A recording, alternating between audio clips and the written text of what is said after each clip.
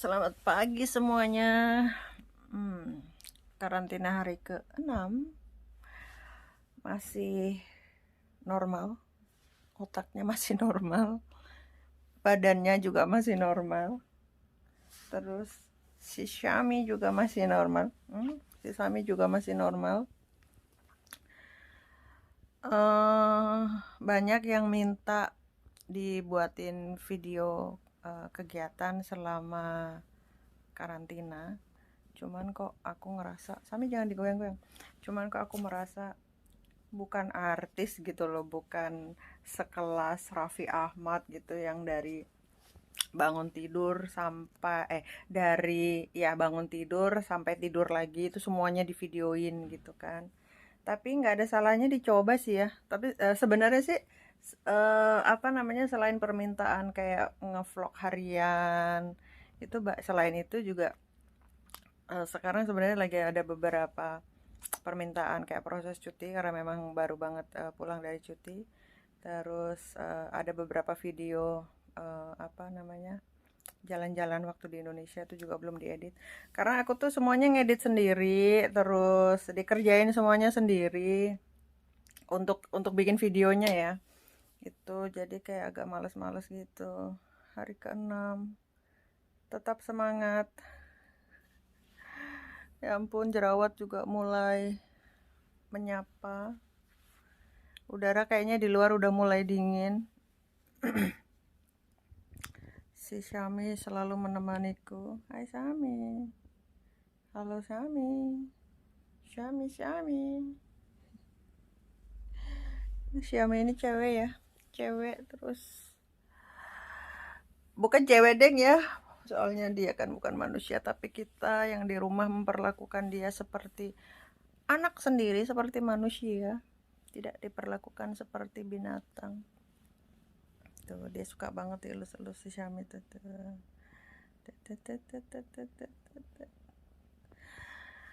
Hari ini mau periksa isi kulkas.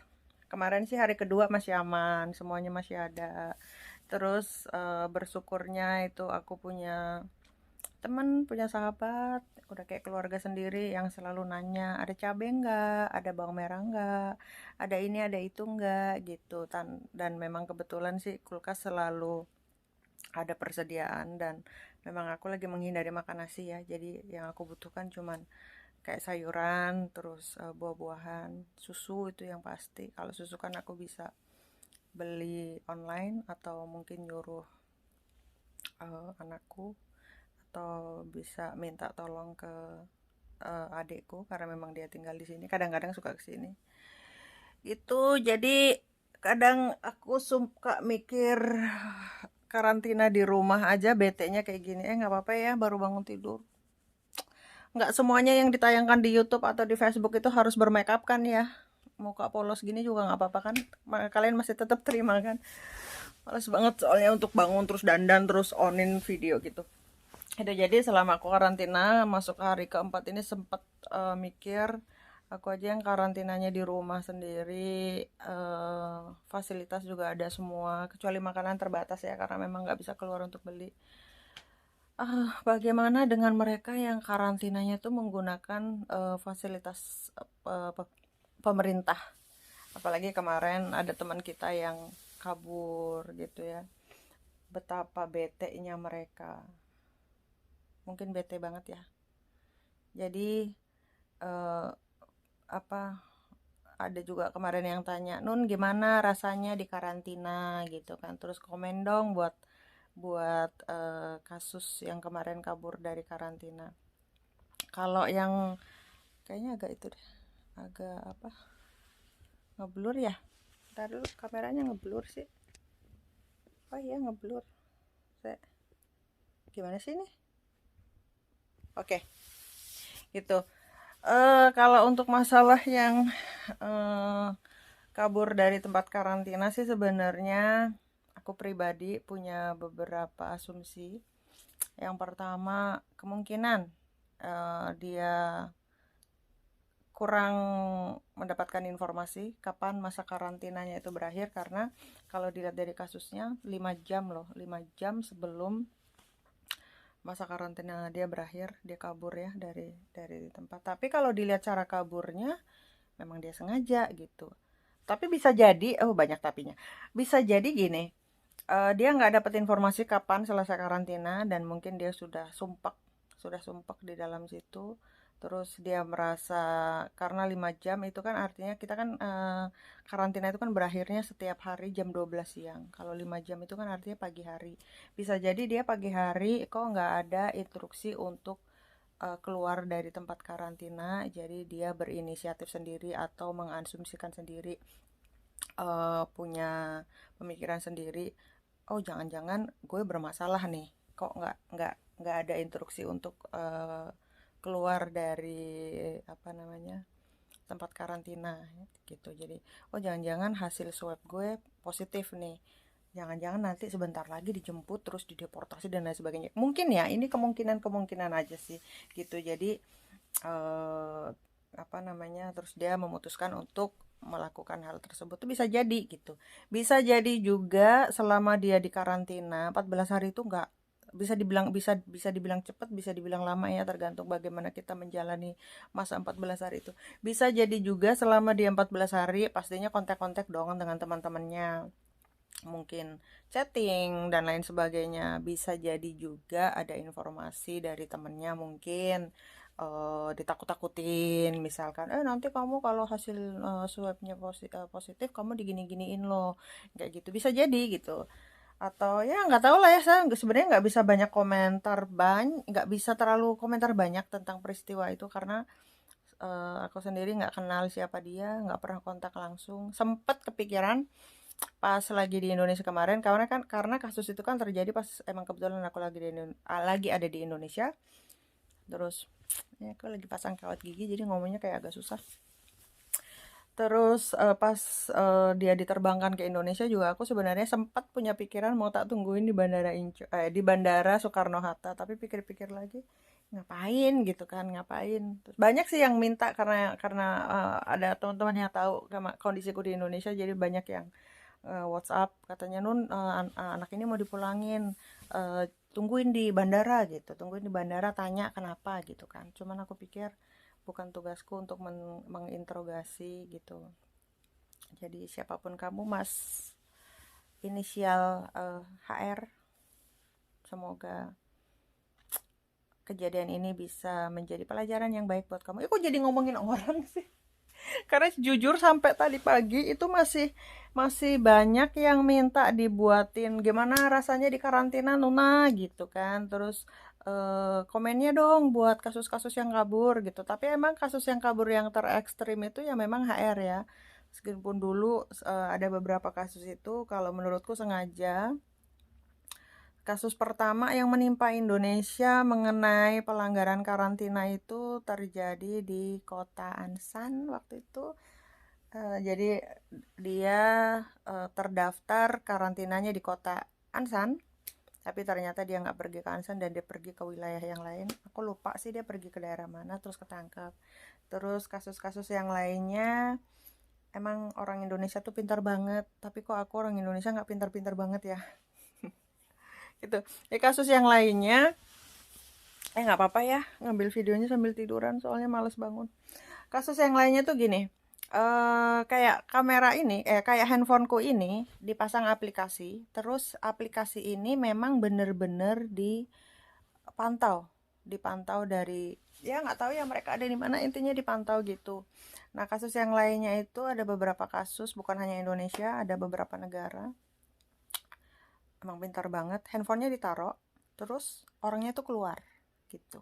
Jadi hati-hati, kalau menurut feelingku sih gini, dipantau kameranya, dipantau handphonenya, kemudian kalau nggak gerak, mungkin akan dicari CCTV di sekitaran tempat tinggal orang tersebut dan akan dilihat apakah orang ini keluar atau tidak.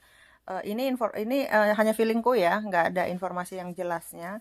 Soalnya gini, hari pertama itu hari pertama aku datang di bandara, emang aku tuh jet lag banget beberapa hari, karena emang sebenarnya kemarin kan kepulanganku ke Indonesia itu mengurus sesuatu.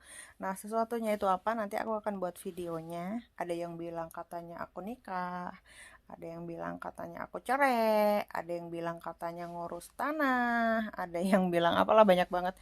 Jadi mikir, baru ada yang di atasnya ada yang bilang ngurus surat cerai, terus di bawah baru di atasnya ada yang bilang ngurus pernikahan, di bawahnya ada yang bilang ngurus surat cerai. Lah kapan nikahnya, kapan cerainya gitu kan. Intinya karena aku emang mengurus sesuatu dan cukup menguras banyak waktu dan tenaga. Beberapa hari sebelum terbang ke Korea itu emang badanku tuh capek banget. Mungkin yang satu penerbangan sama aku. Udah gitu kemarin aku lupa ngupgrade tiket. Biasanya aku upgrade dari kelas apa ke kelas apa gitu ya. Kemarin emang lupa ngupgrade dan pikirku nggak perlu di-upgrade juga lah, orang penumpang juga nggak banyak gitu kan. Kalau dulunya sorry Sami, kalau dulunya iya si Sami keinjak. Kalau dulunya suka aku upgrade itu kan karena apa namanya, banyak penumpang, terus kalau di upgrade ke kelas tertentu itu kan keluarnya cepet gitu ya. Gini, jadi kemarin sempet capek banget. Yang satu pesawat sama aku mungkin memperhatikan atau tidak, itu sebelum pesawat take off itu tuh aku tuh udah tidur. Jadi duduk, naruh barang, terus ngerapiin apa namanya, barang-barang, duduk pasang pakai sabuk pengaman. Itu tuh aku benar-benar tidur setidur tidurnya sampai pas aku bangun itu bau aroma makanan, dan itu sekitar 2 atau 1,5 jam sebelum landing gitu. Jadi pas aku bangun, di depan kan memang bangku sebelahku kosong ya, itu tuh udah ada snack, udah ada roti kalau nggak salah, nggak tahu juga, aku nggak pegang, nggak sentuh, dan nggak bawa. Ada snack, ada minuman orange juice gitu sama air. Jadi pas aku bangun, aku minum airnya aja, terus nggak lama dikasih makanannya pun cuman aku makan sedikit aja waktu itu karena emang badan tuh capek banget. Pas udah turun aku kayak ngerasa jet lag gitu ya, menjalani pemeriksaan ini dan itu, terus udah keluar dari, aku capek juga ya megangin kamera ya. Terus apa namanya, eh, nggak langsung pulang ke rumah. Jadi pas keluar dari bandara itu ditanya apakah ada yang jemput atau tidak. Terus aku bilang emang nggak ada yang jemput karena apa namanya, ya nggak ada yang jemput sih. Semuanya kerja gitu, nggak ada yang jemput. Jadi aku milih menggunakan apa, taksi bandara. Jadi aku pakai taksi bandara. Terus di situ dikasih pilihan karena memang ini wajib dilakukan. Kita harus pergi ke puskesmas setempat. Jadi puskesmasnya itu sudah ditentukan, nggak boleh sembarangan. Jadi aku udah ditentukan ke puskesmas tertentu, terus harus melakukan swab lagi, meskipun sebelum berangkat itu aku swab dulu gitu kan. Terus aku pikir-pikir, toh harus swab hari ini, besok atau lusa, itu kan tetap aja harus swab. Jadi aku memutuskan untuk hari itu juga, sebelum ke rumah dari bandara aku ke puskesmas, terus aku swab di sana. Nunggu agak lama ya karena ternyata dataku belum masuk ke puskesmas itu gitu. Jadi nunggu sekitar 3 jaman gitu ya, 3 jaman. Terus dalam kondisi itu masih capek banget, capek, badan capek, tambah lagi jet lag ya habis perjalanan. Ya Allah, kayak perjalanannya berapa jam aja. Tapi lumayan loh, 7 jam duduk aja. Sampai leherku tuh kaku, nggak tahu cara tidurnya gimana waktu di pesawat gitu. Terus habis swab aku pulang, sampai di rumah aku langsung beres-beres diri ya, bersih-bersih diri. Terus handphone itu aku cas di kamar, terus aku ketiduran sekitar 5 jam, kayaknya 5 jam gitu. Terus itu pun aku terbangunnya karena ditelepon beberapa kali. Jadi di situ aku tahunya kalau handphone kita itu dipantau. Jadi di telepon yang pertama aku antara sadar dan tidak sadar pas ngangkat telepon. Dia bilang dia dari puskesmas, terus dia dapat informasi dari pusat bahwa handphoneku itu nggak gerak gitu. Terus oke, aku taruh handphonenya, terus aku tidur lagi. Itu ditelepon lagi untuk yang kedua kali, sampai aku tuh kesel banget gitu karena kondisi badan capek, ngantuk ya.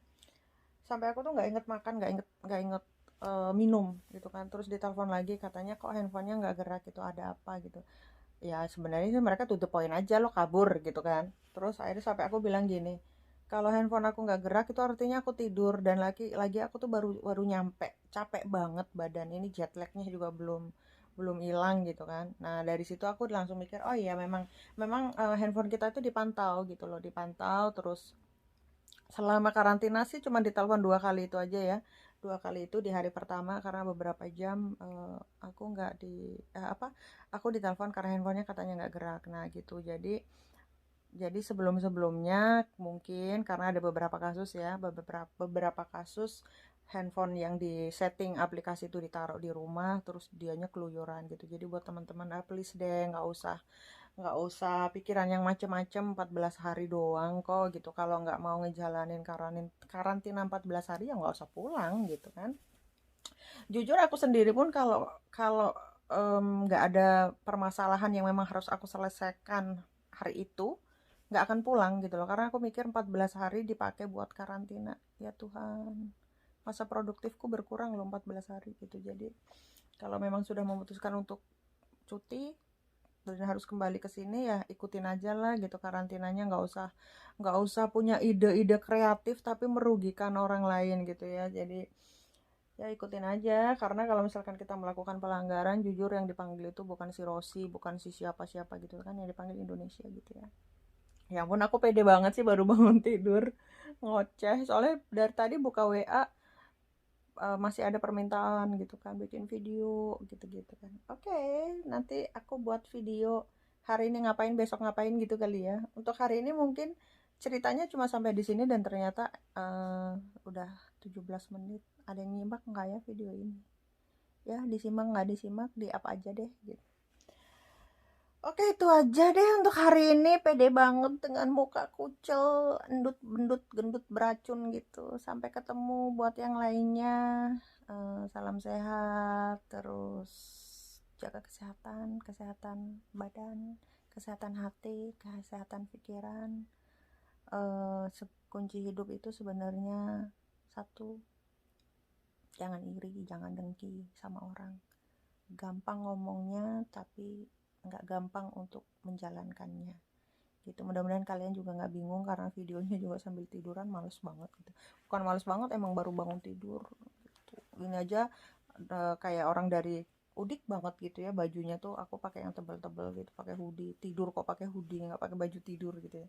Karena emang dingin, udik banget kemarin sebulan di Indonesia sampai di Korea cuacanya dingin, jadi kayak kerasa dingin banget. Ini aja jujur aku biasanya kalau nggak pulang ke Indonesia bulan 11 tuh aku belum nyalain pemanas rumah, ini udah aku nyalain loh, saking saking belum adaptasi lagi. Oke, untuk semuanya sehat selalu. Hidup itu sekilo katanya, slow way bro. Salam panjang kamu.